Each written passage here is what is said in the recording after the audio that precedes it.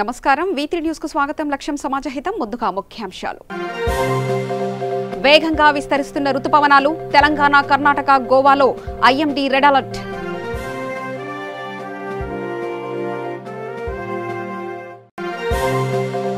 CM Jagan పై తీవ్ర స్థాయిలో మండిపడ్డ నారా లోకేష్. టీడీపీ నాయకులపై దాడి చేస్తే ఊరుకునేది లేదని హెచ్చరిక.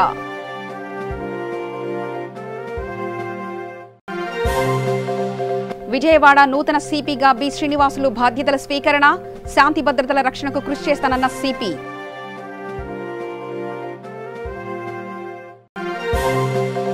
సంగారెడ్డి పట్టణంలో కరోనా వ్యాప్తి. ఒకే కుటుంబంలో 4 పాజిటివ్.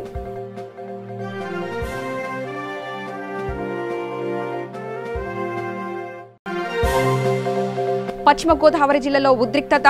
అర్ధరాత్రి శవాన్ని పూడ్చిపెట్టిన వైద్యశాఖ సిబ్బంది.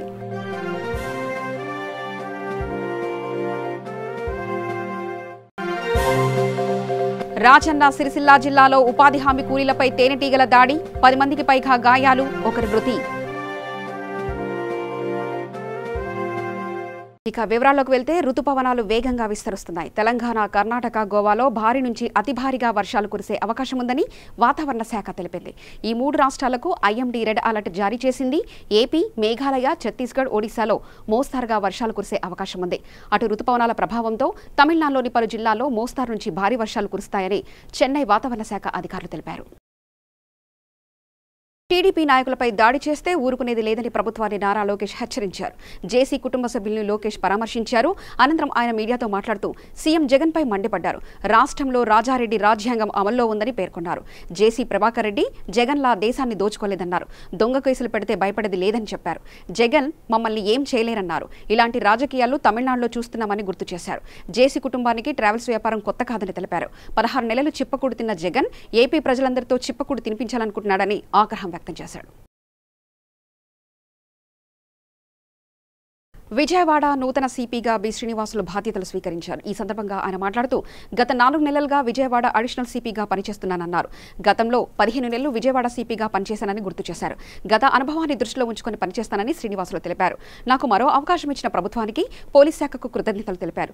ప్రజా సంబంధాలు మెరుగుపరచుకోవడానికి ప్రయత్నం చేస్తామన్నారు. సిటీలో శాంతి భద్రతల పరిరక్షణకు కృషి చేస్తానని తెలిపారు.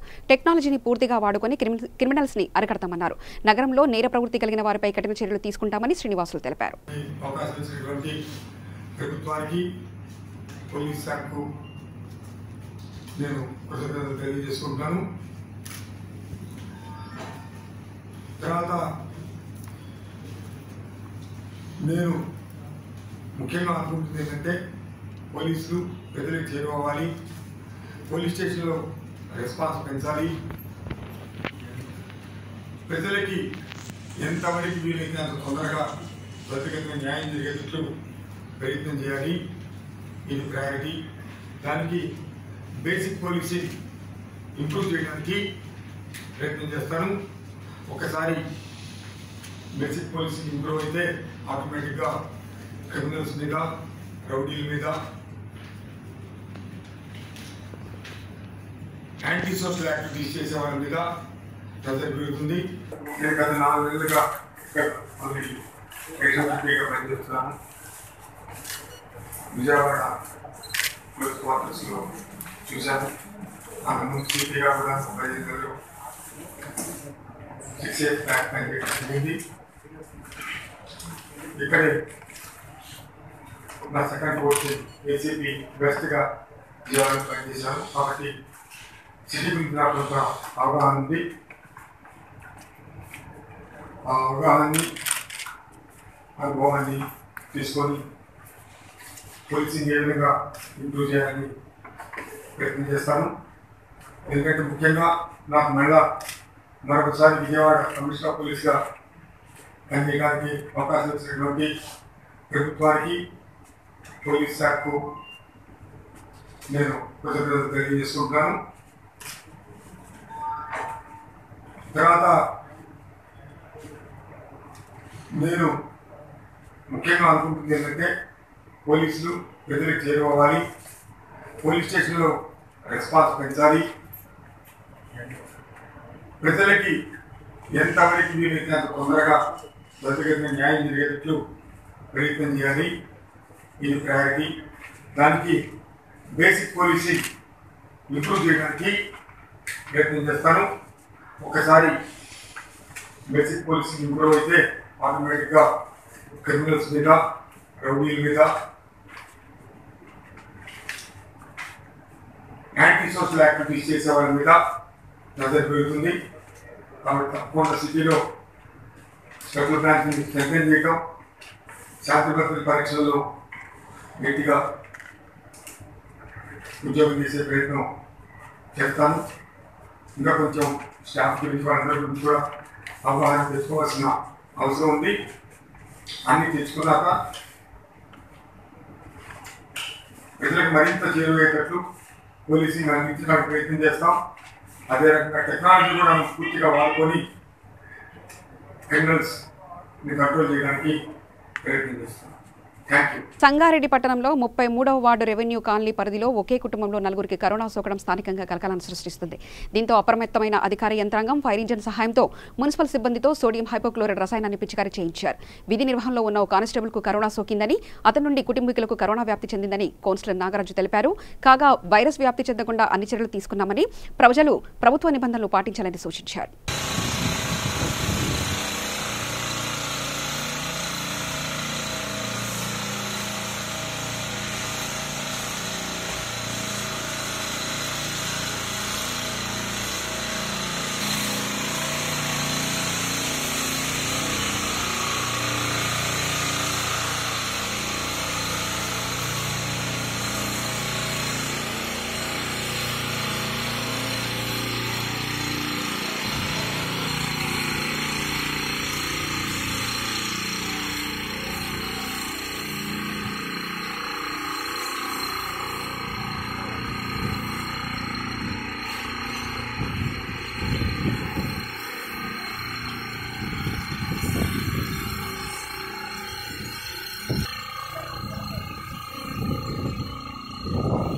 ఈరోజు మనం ఇక్కడ సర్వే డిపార్ట్మెంట్ కాలనీలో ఉన్నాము. రెవెన్యూ కాలనీ కింద ఉన్నటువంటి సర్వే డిపార్ట్మెంట్ కాలనీలో ఉన్నాము.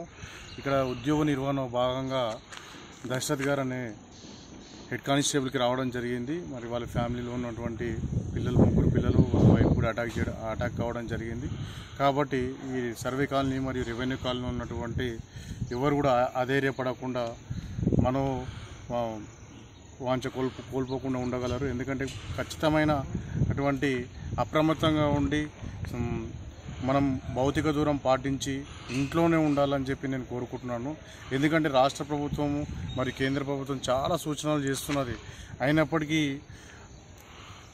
ప్రజలు బయటకు తిరగడం జరుగుతుంది. కాబట్టి ఖచ్చితమైన అవసరం ఎటువంటి పని ఉన్నప్పుడు మాత్రమే బయటకు రావాలని కోరుకుంటున్నాను. సో ఈ కాలనీ మొత్తం కంటైన్మెంట్ జోన్లోకి రావడం జరుగుతుంది. మరియు 3-4 డేస్ నెక్స్ట్ వచ్చే 3-4 డేస్ కూడా మనం మొత్తము సోడియం హైపోక్లోరైడ్తోని పిచికారీ చేయించడం జరిగింది. మరియు మున్సిపల్ సిబ్బంది శానిటరీ ఆఫీస్ వచ్చి బ్లీచింగ్ పౌడర్ కూడా స్ప్రే చేయడం జరుగుతున్నది. కాబట్టి ఇక్కడ ఉన్నటువంటి ప్రజలు ఎవరు భయభ్రాంతులకు గురి కాకుండా కేవలం అప్రమత్తంగా ఉండి మాస్క్ ఖచ్చితంగా బయటకు వస్తే అప్రమత్తంగా ఉండాలా, మాస్కులు ధరించాలా, ఖచ్చితంగా శానిటైజర్ యూజ్ చేసి అవసరం ఉంటేనే బయటకు రావాలని నా వార్డులోని ప్రజలకు నేను విజ్ఞప్తి చేస్తున్నాను. పశ్చిమ గోదావరి జిల్లా ఏలూరు రూరల్ వంకాయగూడెంలో శ్మశానం వద్ద అర్ధరాత్రి ఉద్రిక్తత నెలకొంది. సిబ్బంది అర్ధరాత్రి అంబులెన్స్లో శవాన్ని తీసుకువచ్చి పూడ్చిపెట్టి వెళ్లారు. దీంతో కరోనా మృతులను పూడ్చిపెడుతున్నారంటూ శ్మశాన వాటిక వద్ద స్థానికులు ఆందోళనకు దిగారు. జిల్లాలో ఒక్క కరోనా మరణం కూడా లేదంటున్న అధికారులు ఎవరిని పూడ్చిపెడుతున్నారని స్థానికులు ఆగ్రహం వ్యక్తం చేశారు. దీంతో పోలీసులు స్థానికులపై లాఠీచార్జ్ చేశారు. కోపోద్రిక్తులైన స్థానికులు పోలీసులపై రాళ్లు రువ్వారు.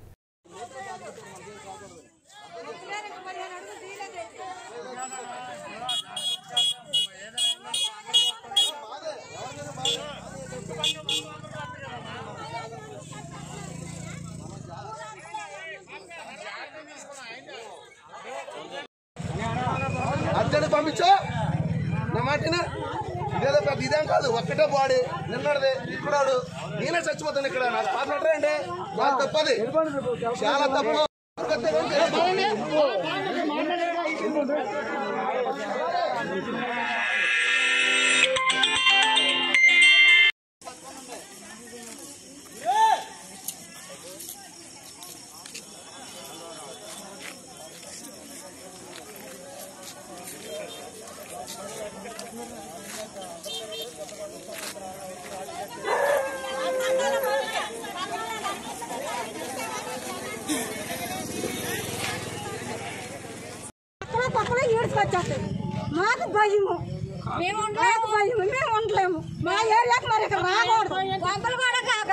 ఏం తీసుకో కాదు కదా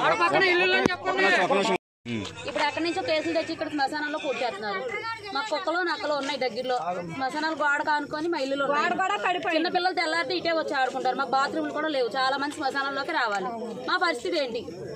ఏం తీసుకొచ్చారు ఇక్కడికి? కరోనా పేషెంట్స్ అండి చనిపోయిన ఆయన్ని. ఎవరు తీసుకొచ్చింది? గవర్నమెంట్ ఆర్డర్ ఉంది అంటున్నారు. జార్జి రాయొజ్జు అనే అతను మొన్న 12వ తారీఖు ఉదయం 10 గంటలకి కరోనా లక్షణాలతో చనిపోయినట్లుగా మనకి గవర్నమెంట్ హాస్పిటల్ నుంచి రిపోర్ట్ వచ్చింది. అయితే ఇది వాస్తవంగా ఇతను బతుకున్నప్పుడు ఎటువంటి టెస్టులు కానీ అటువంటివి చేయించుకోలేదు. ఆ తర్వాత చనిపోయిన తర్వాత బాడీకి చేసిన టెస్ట్లో ఇది కరోనా పాజిటివ్ అని తెలిసింది. ఆ తర్వాత లాస్ట్ 2 డేస్ నుంచి బాడీ మార్చిలోనే ఉండిపోయింది. బాడీని అంటే రొటీన్ బాడీల కన్నా ఇలాంటి కరోనా పాజిటివ్ వచ్చిన బాడీని డిస్పోజ్ చేసే టైంలో ప్రోటోకాల్ ఉంది. కనీసం అంటే 8 అడుగుల లోతులో పూడ్చిపెట్టే పద్ధతిలో ఖచ్చితంగా బరియల్ గ్రౌండ్లోనే చేస్తారు. అదే పద్ధతిన గవర్నమెంట్ ఆర్ఎంఓ గారి ఉత్తర్వుల ప్రకారం డెడ్ బాడీని రోజు సాయంత్రం ఇక్కడికి మన శివనగర్ శివారు ఉన్న శ్మశానంలో తీసుకురావడం జరిగింది. తీసుకొస్తే ఇక్కడ కొన్ని గ్రామస్తులు కొంతమంది చుట్టుపక్కల ఉన్న వాళ్ళు అపోహపడి ఇక్కడ బాడీని పోర్చడానికి వీల్లేదంటూ కొద్దిసేపు ఇక్కడ బాడీ పోర్చడానికి వచ్చిన వాళ్ళతో వాగ్వాదం దిగారు. ఇక్కడ పోలీసులు వచ్చిన తర్వాత మేము వచ్చి వాళ్ళ కౌన్సిలింగ్ చేసి పంపించేసి బాడీని పూర్తిగా కప్పిటిచ్చేసేసి ఏ ప్రాబ్లం లేకుండా చేసి పంపించేసి. రాజన్న సిరిసిల్ల జిల్లా గంభీరావుపేట మండల కేంద్రంలో గోరట్ల గ్రామంలో ఉపాధి హామీ కూలీలపై తేనెటీగలు దాడి చేశాయి. ఈ దాడిలో 10 మందికి పైగా గాయపడ్డారు. కుమ్మర్వేణి సత్తయ్య అని కూలిపై తేనెటీగలు తీవ్రస్థాయిలో దాడి చేయడంతో అక్కడికక్కడే మృతి చెందాడు. మృతునికి భార్య 2 కుమారులు ఉన్నారు. ఉపాధి హామీ ఏపీఓ రాజయ్య మాట్లాడుతూ మృతుడి కుటుంబానికి 50,000 ఉపాధి హామీ కింద ఇప్పిస్తామని అన్నారు.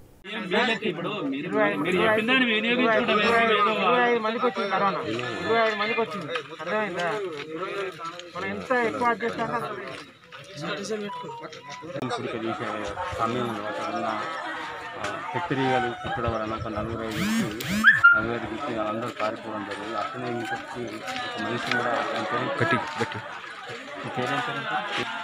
సత్తయ్య అంటే అయినా కూడా అంటే పుట్టిన తర్వాత ఆయన తప్పించుకుంటానికి పోయే క్రమంలో ఒక వాటర్లో అది చనిపోవడం జరిగింది. కావున ఉపాధి కింద మనము ఒక 50,000 రూపాయలు భద్రాద్రి కొత్తగూడెం జిల్లా బుర్గంపాడు మండలం లక్ష్మీపురం గ్రామంలో బీహార్కు చెందిన 60 మంది వలస కూలీలను తమ సొంత రాష్ట్రానికి తరలించేందుకు జెడ్పీటీసీ దంపతులు చర్యలు చేపట్టారు. తమ సొంత ఖర్చుతో రవాణా ఏర్పాట్లు చేసి సుమారు కూలీలకు వారి ప్రాంతాలను పంపించారు.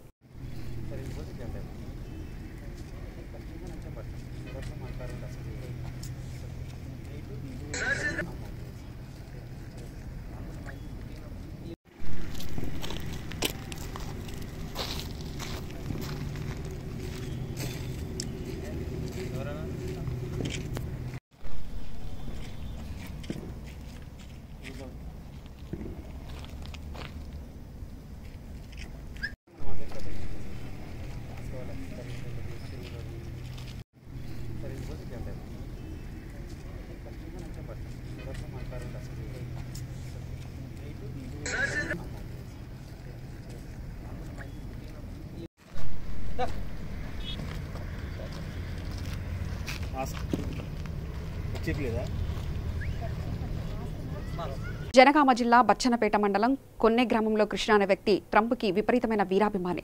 ట్రంప్ తనకు దేవుడితో సమానమని తన పుట్టినరోజు సందర్భంగా కేక్ కట్ చేసి పాలాభిషేకం చేశాడు. అనంతరం కృష్ణ మాట్లాడుతూ గత సంవత్సరం ట్రంప్ విగ్రహం ప్రతిష్ఠించినట్లు తెలిపారు. భారత్ అమెరికా సత్సంబంధాలు మెరుగుపడి కరోనా వ్యాక్సిన్ తొందరగా కనుక్కొని అన్ని దేశాలను ఆదుకోవాలని కోరాడు. ఈ సందర్భంగా కృష్ణ నిత్యావసర వస్తువులు పంపిణీ అన్నదాన కార్యక్రమం నిర్వహించాడు.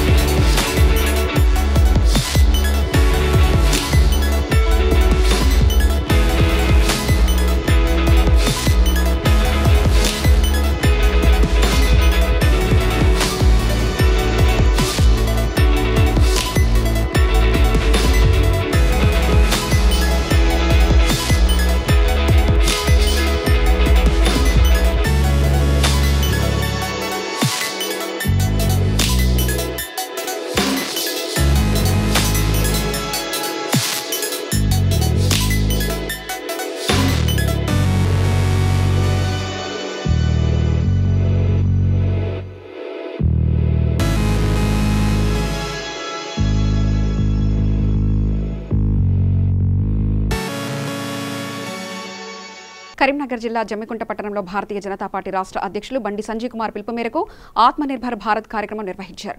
ఇందులో భాగంగా మోదీ సందేశ లేఖను 21 వార్డులో పంపిణీ చేశారు. ఈ కార్యక్రమంలో పట్టణ శాఖ అధ్యక్షులు జిడి మల్లేష్, బీజేపీ నాయకులు శీలా జయప్రకాష్ తదితరులు పాల్గొన్నారు. భారతీయ జనతా పార్టీ పట్టణ శాఖ ఆధ్వర్యంలో నేటికి 4 రోజులుగా రాష్ట్ర అధ్యక్షులు కరీంనగర్ ఎంపీ బండి సంజయ్ కుమార్ గారి పిలుపు మేరకు ప్రధానమంత్రి లేఖ ఏదైతున్నదో దాన్ని ఈరోజు 21వ వార్డులో శీల జయం గారి ఆధ్వర్యంలో దాన్ని ప్రతి ఇంటికి చేరవేయడం జరుగుతూ ఉన్నది. మరి దానిలో భాగంగా ఈ మెయిన్ రోడ్లో తిరుగుతున్న తరుణంలో నరేంద్ర మోడీ గారు చేసిన పథకాలు ఏవైతున్నాయో అన్నింటినీ ఇక్కడ వ్యాపారవేత్తలందరూ కూడా ఖచ్చితంగా భారత ప్రధాని చేసిన సేవనే అని చెప్పి కొనియాడుతూ ఉన్నారు. వారికి ప్రత్యేకంగా ధన్యవాదాలు తెలియజేస్తూ ఉన్నాము.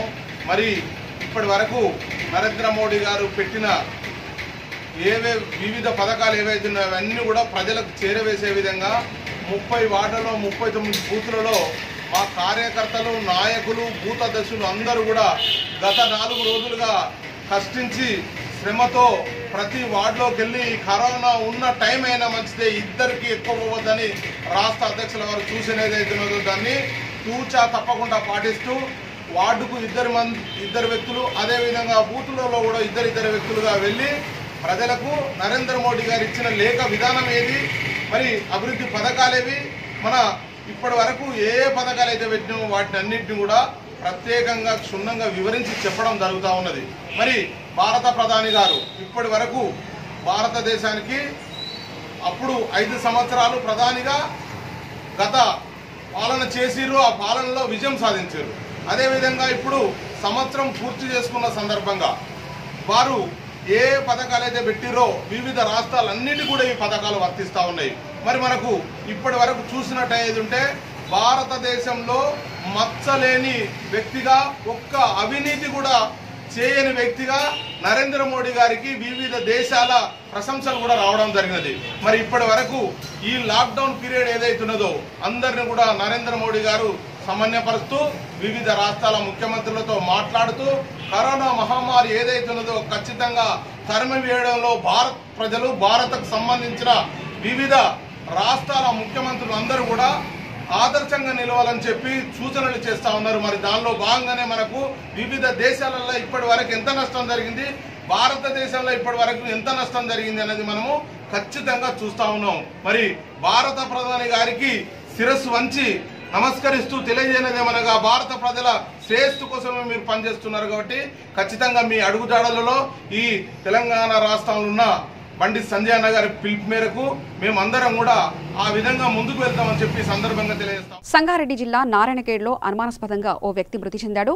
ఆంధ్ర బ్యాంకులో పనిచేస్తున్న కిషోర్ ఇంట్లో అనుమానాస్పద స్థితిలో చనిపోయాడు.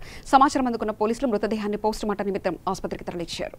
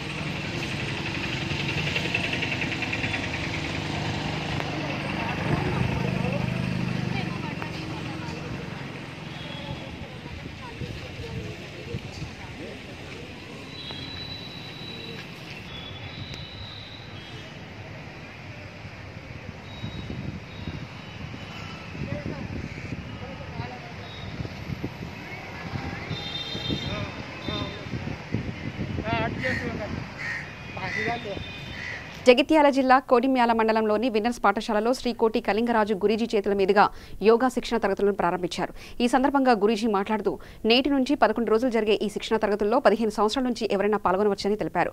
ఉదయం 5 గంటల నుంచి 7 గంటల వరకు, అదేవిధంగా సాయంత్రం 6:30 నుంచి 8:30 వరకు యోగా శిక్షణ తరగతులు ఉంటాయని తెలిపారు. ప్రతి ఒక్కరూ మాస్కులు ధరించి భౌతిక దూరం పాటిస్తూ శిక్షణకు హాజరు కావాలని కోరారు. ఈ కార్యక్రమంలో శిక్షణ నిర్వాహకులు ఆరేటి వెంకటేశ్వర్లు, కంచర్ల గంగాచారి, నాంపెల్లి మల్లేశం, ఏనుగు ఆదిరెడ్డి, బొమ్మ సురేష్ తదితరులు పాల్గొన్నారు. గుహలో వెళ్ళి రాసుకొచ్చింది ఏమి కాదు. దీనికి ఆద్యుడు ఎవరు? పతాంజలి మహానుభావుడు అండి. ఆ పతాంజలి మహానుభావుడు ఈ అష్టాంగ యోగాన్ని ముందుగా యోగా దర్శనాన్ని ఎలా రచించాడంటే 4 పాదాలుగా రచించాడు. ఎన్ని పాదాలు? 4 పాదాలు. సమాధి పాద, సాధన పాద, విభూతి పాద, కైవల్య పాద అని చెప్పి 4 పాదాలుగా రచించాడండి. అర్థమవుతుందా? ఈ 4 పాదాలను అందుకోవాలని వచ్చిన వ్యక్తికి మానసిక శారీరక స్థితులు ఉండాలి కాబట్టి ఆ స్థితుల కోసం కొన్ని అంగాలతో కూడినటువంటి ప్రణాళికను తయారు చేశాడండి. మన శ్రీకృష్ణ అష్టాంగ యోగా మరియు ఆధ్యాత్మిక పరిశోధన మరియు ప్రచార సేవా సంస్థ ద్వారా కొడిమేల పట్టణంలో ఏర్పాటు చేసిన యోగా శిక్షణలో మనకు కొన్ని ప్రత్యేకమైన శిక్షణలు కలవండి.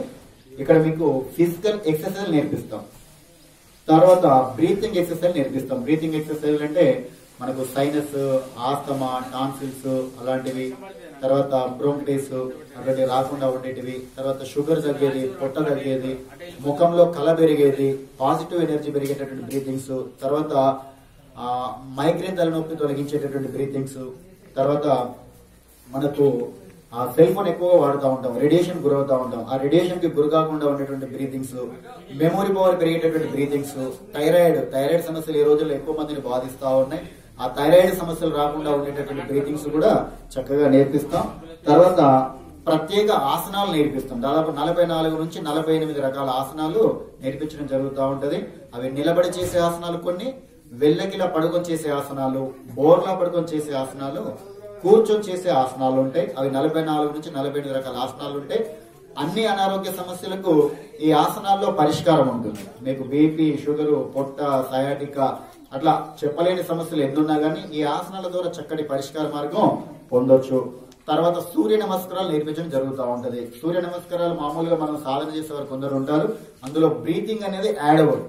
ఎప్పుడైతే మనం బ్రీతింగ్ తో యుక్తంగా సూర్య నమస్కారాలు చేస్తూ ఉంటామో అన్ని ఆసనాలు చేసిన ఫలితంతో పాటు అన్ని ప్రాణాయామాలు చేసిన ఫలితం కూడా రావడం జరుగుతూ ఉంటది. ఇక్కడ సూర్య నమస్కారాలు చక్కగా బ్రీతింగ్స్ తో యుక్తంగా సూర్య నమస్కారాలు నేర్పిస్తాం. తర్వాత ప్రాణాయామాలు నేర్పిస్తాం. ప్రాణాయామాలు ఈ రోజుల్లో మనకి వ్యాధి నిరోధక శక్తి, ఇమ్యూనిటీ పవర్ చాలా అవసరం ఉంది. మనకు ఈ ప్రాణాయామాలు చక్కగా చేసినట్లయితే ఇమ్యూనిటీ పవర్ డెవలప్మెంట్ అవుతూ ఉంటుంది, మన యొక్క ఆయు ప్రమాణం పెరుగుతూ ఉంటుంది, జబ్బులు తగ్గుతూ ఉంటాయి. అదేవిధంగా శరీరంలో ఫ్యాట్ కూడా మూలాల్లో ఉన్న ఫ్యాట్ కూడా పూర్తిగా తొలగిపోతూ ఉంటుంది మనం ఈ ప్రాణాయామాలు సాధన చేయడం ద్వారా.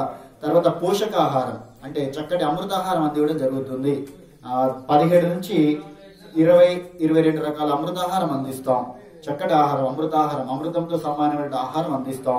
వార్తలు ముగించే ముందు ముఖ్యాంశాలు మరోసారి చూద్దాం. వేగంగా విస్తరిస్తున్న రుతుపవనాలు, తెలంగాణ, కర్ణాటక, గోవాలో ఐఎండీ రెడ్ అలర్ట్.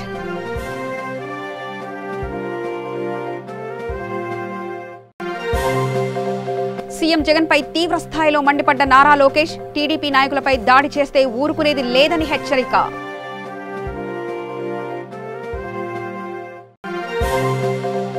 విజయవాడ నూతన సిపిగా బి శ్రీనివాసులు బాధ్యతల స్వీకరణ, శాంతి భద్రతల రక్షణకు కృషి చేస్తానన్న సిపి.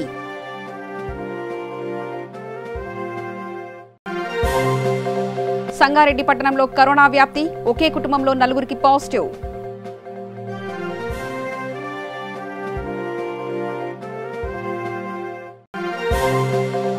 పశ్చిమ గోదావరి జిల్లాలో ఉద్రిక్తత, అర్ధరాత్రి శవాన్ని పూడ్చిపెట్టిన వైద్యశాఖ సిబ్బంది.